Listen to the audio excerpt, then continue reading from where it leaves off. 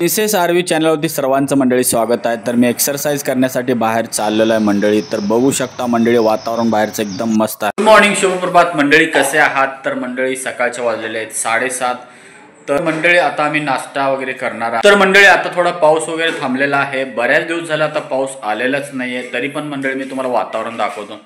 बाहेर मंडळी बघू शकता आजचं वातावरण कसं झालेलं आहे। तर ढग वगैरे आलेले आहेत मंडळीत, पण पाऊस येईल की नाही आता माहीत नाही। मला वाटतं की नाही येणार, कारण मागच्या 5-6 दिवसापासून बाहेर बघू शकता पूर्ण खडखडीत वाळलेलं आहे, पाणी साचलेलं होतं पण आता वाळून गेलेलं आहे।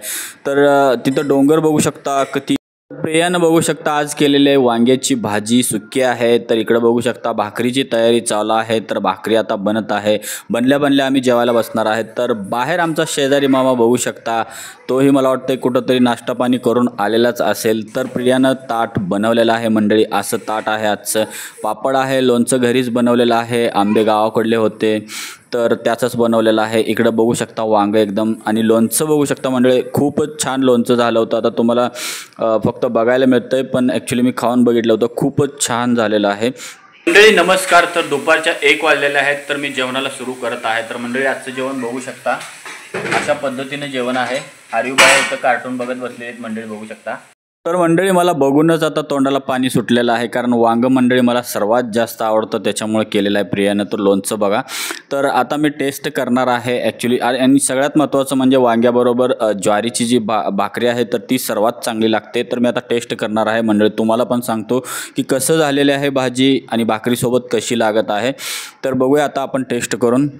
तर आता वांग पहिला घेऊया मंडळी, तर वांग सर्वात महत्त्वाचं आहे। तर मंडळी आता मी खात आहे बघू शकता। तर आता बघूया कसं झालेलं आहे। तर मंडळी 1 नंबर वांग आणि ज्वारीची भाकरी लागत आहे। तर मंडळी तुम्हाला पण माहिती, तू कुठं चालला?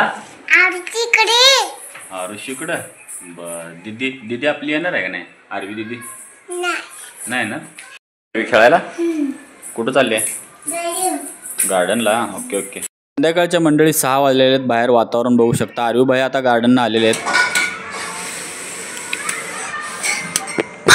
बघू शकता मंडळी। बबल्स आम्ही येताना घेऊन आलेलो होतो डीमार्टला जेव्हा गेलतो तेव्हा। तर आता ते उरलेलं होतं, तर आर्वीनं आज चालू केलेलं आहे खेळायला।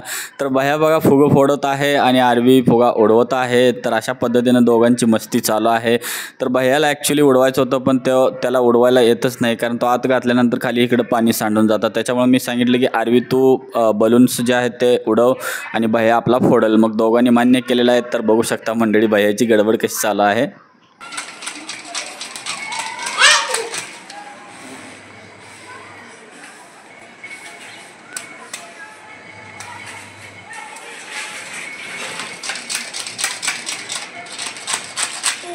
तुम्ही बघितलंच असेल दोघंजण किती मस्तपैकी एन्जॉय करत आहेत।